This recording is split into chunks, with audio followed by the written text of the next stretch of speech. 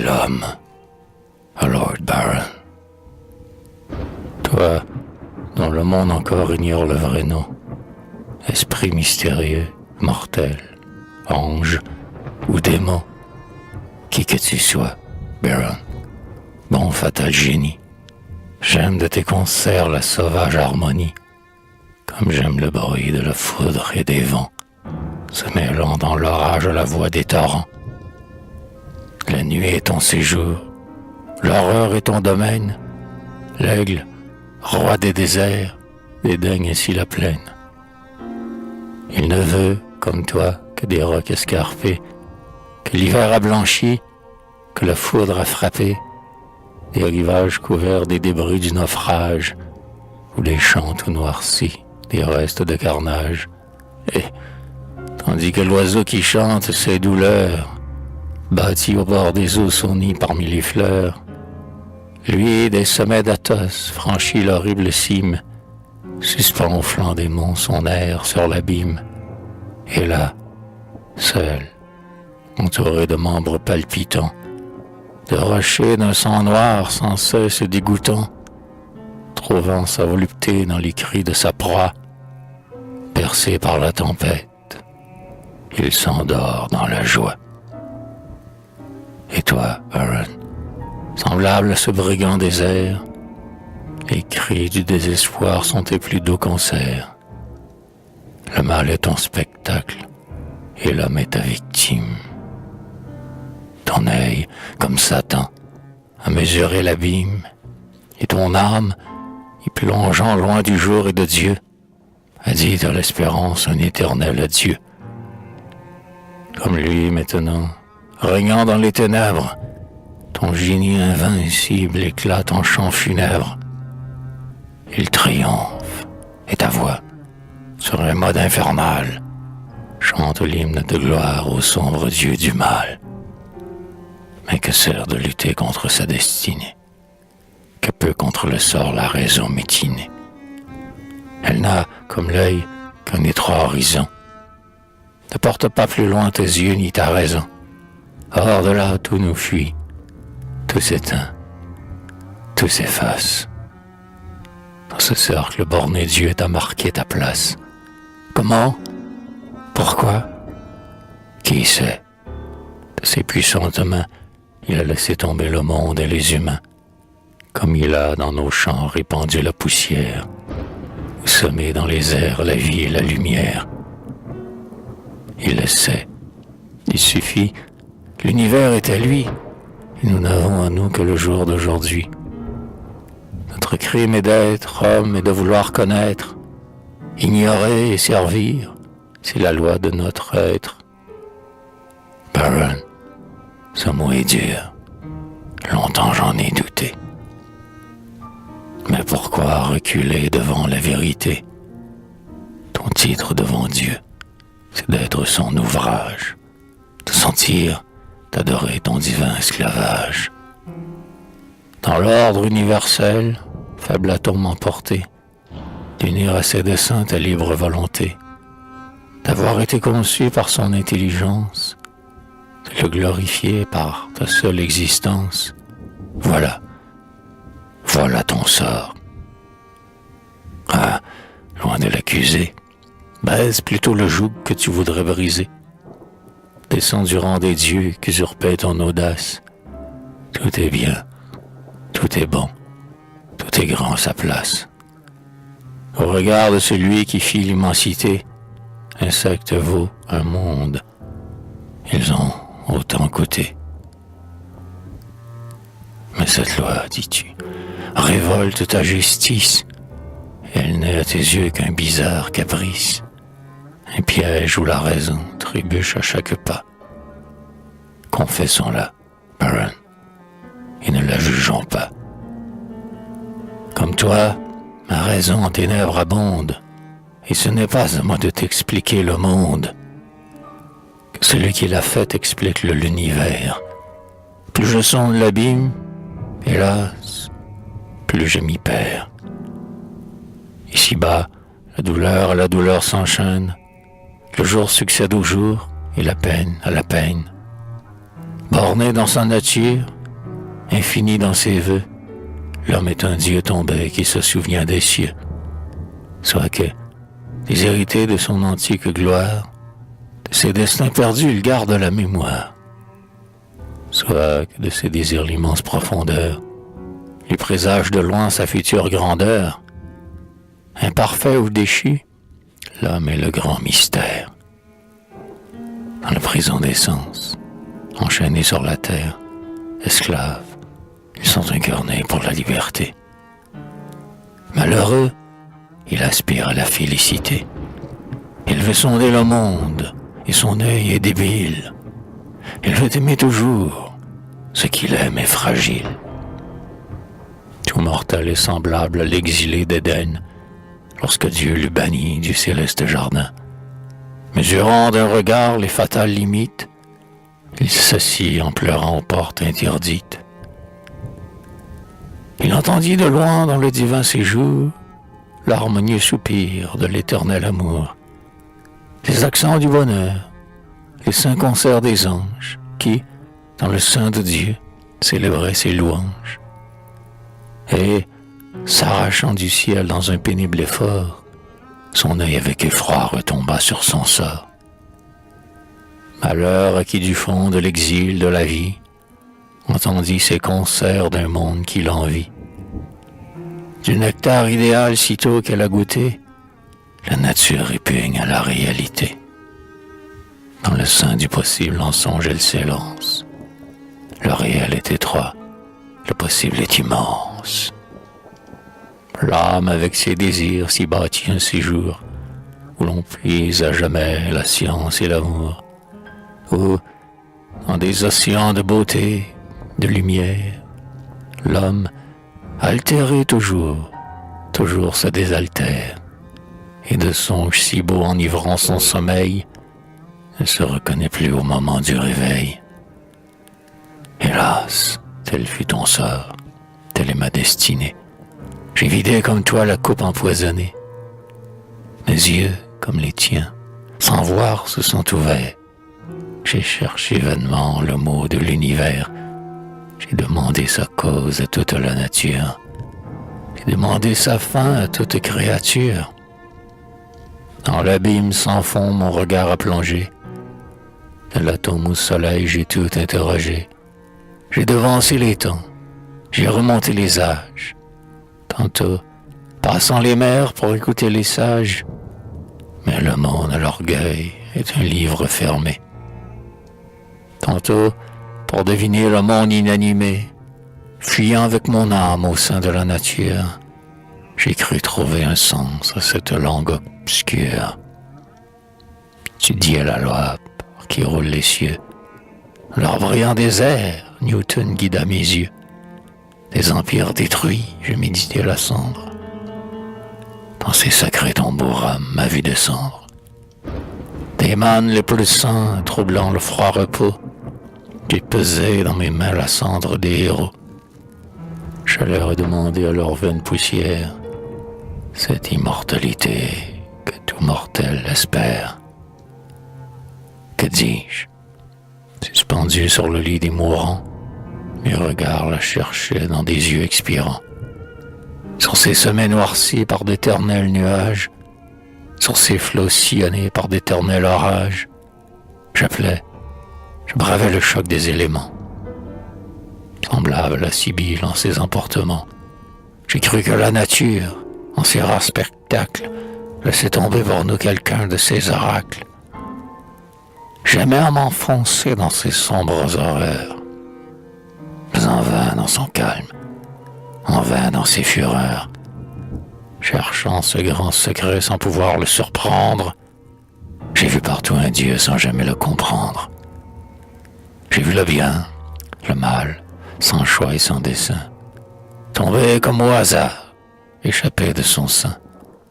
J'ai vu partout le mal où le mieux pouvait être, et je l'ai blasphémé, ne pouvant le connaître. Et ma voix, se brisant contre ce ciel d'airain, n'a pas même eu l'honneur d'hériter le destin. Mais un jour que, plongé dans ma propre infortune, J'avais laissé le ciel d'une plainte importune. Une clarté d'en haut dans mon sein descendit, me tenta de bénir ce que j'avais maudit. Et cédant sans combattre au souffle qui m'inspire, l'hymne de la raison s'élança dans ma lyre. Gloire à toi dans les temps et dans l'éternité, éternelle raison, suprême volonté, toi dont l'immensité reconnaît la présence, toi dont chaque matin annonce l'existence. Ton souffle créateur s'est abaissé sur moi, celui qui n'était pas apparu devant toi.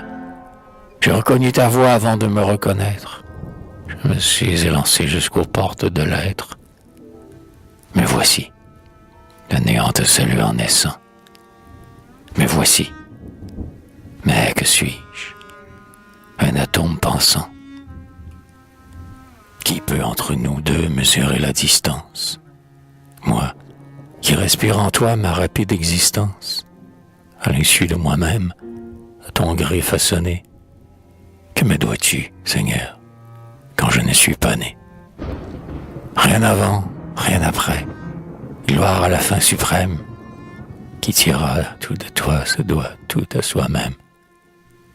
Jouis, grand artisan, de l'œuvre de tes mains, je suis pour accomplir tes ordres souverains. Dispose, ordonne, agis, dans les temps, dans l'espace. Marque-moi pour ta gloire et mon jour et ma place. Mon être, sans se plaindre et sans t'interroger, de soi-même, en silence, accourra s'y ranger. Comme ces globes d'or qui dans les champs du vide suivent avec amour ton ombre qui les guide. Noyé dans la lumière ou perdu dans la nuit, je marcherai comme un où ton doigt me conduit. Soit que, choisi par toi pour éclairer les mondes, réfléchissons sur eux les feux dont tu m'inondes, je m'élance entouré d'esclaves radieux, et franchisse d'un pas tout l'abîme des cieux, soit que, me reléguant loin, bien loin de ta vue, tu ne fasses de moi, créature inconnue, qu'un atome oublié sur les bords du néant, ou qu'un grain de poussière emporté par le vent. Glorieux de mon sort, puisqu'il est ton ouvrage, j'irai partout te rendre un même hommage, et, d'un égal amour accomplissant ta loi, jusqu'au bord du néant murmurer, gloire à toi, ni si haut, ni si bas, simple enfant de la terre, mon sort est un problème, et ma fin un mystère. Je ressemble, Seigneur, au globe de la nuit, qui, dans la haute obscure où ton doigt le conduit, réfléchit d'un côté les clartés éternelles, et de l'autre est plongé dans les ombres mortelles. L'homme est le point fatal où les deux infinis, par la toute puissance, ont été réunis. À tout autre degré, moins malheureux peut-être, j'eusse été, mais je suis ce que je devais être. J'adore sans l'avoir ta suprême raison. Gloire à toi qui m'as fait. Ce que tu fais est bon. Cependant, accablé sous le poids de ma chaîne, du néant au tombeau l'adversité m'entraîne. Je marche dans la nuit par un chemin mauvais, ignorant d'où je viens, incertain où je vais, et je rappelle en vain ma jeunesse écoulée, comme l'eau du torrent dans sa course troublée. Gloire à toi. Le malheur en naissant m'a choisi, comme un jouet vivant à droite m'a saisi. J'ai mangé dans le pleur le pain de ma misère, et tu m'as abreuvé des eaux de ta colère. Gloire à toi. J'ai crié, tu n'as pas répondu. J'ai jeté sur la terre un regard confondu. J'ai cherché dans le ciel le jour de ta justice. Il s'est levé, Seigneur, et c'est pour mon supplice. Gloire à toi, innocence et coupable à tes yeux. Un seul être, du moins, me restait sous les cieux. Toi-même de nos jours avais mêlé la trame. Sa vie était ma vie, et son âme mon âme. Comme un fruit encore vert du rameau détaché, je l'ai vu de mon sein avant l'âge arraché. Ce coup que tu voulais me rendre plus terrible, le frappa lentement pour m'être plus sensible. En ces traits expirants où je lisais mon sort, j'ai vu lutter ensemble et l'amour et la mort. J'ai vu dans ses regards la flamme de la vie, sous la main du trépas par degrés assoupis, se ranimer encore au souffle de l'amour. Je disais chaque jour, soleil encore un jour, semblable au criminel qui, plongé dans les ombres, est descendu vivant dans les demeures sombres, près du dernier flambeau qui doivent l'éclairer, se penche sur sa lampe et la voit expirer. Je voulais retenir l'âme qui s'évapore. Dans son dernier regard, je la cherchais encore. Ce soupir, ô mon Dieu, dans ton sein s'exhala. Hors du monde avec lui, mon espoir s'envola. Pardonne au désespoir un moment de blasphème. José, je me repens. Gloire au Maître suprême. Il fit l'eau pour couler, l'Aquilon pour courir, le soleil pour brûler, et l'homme pour souffrir. Quand j'ai bien accompli cette loi de mon être, la nature insensible obéit sans connaître. Moi seul, découvrant sous la nécessité, j'immole avec amour ma propre volonté. Moi seul, je t'obéis avec intelligence. Moi seul, je me complais dans cette obéissance. Je jouis de remplir en tout temps, en tout lieu, la loi de ma nature et l'ordre de mon Dieu. J'adore mes destins ta sagesse suprême. J'aime ta volonté dans mes supplices même. Gloire à toi. Gloire à toi. Frappe, anéantis-moi.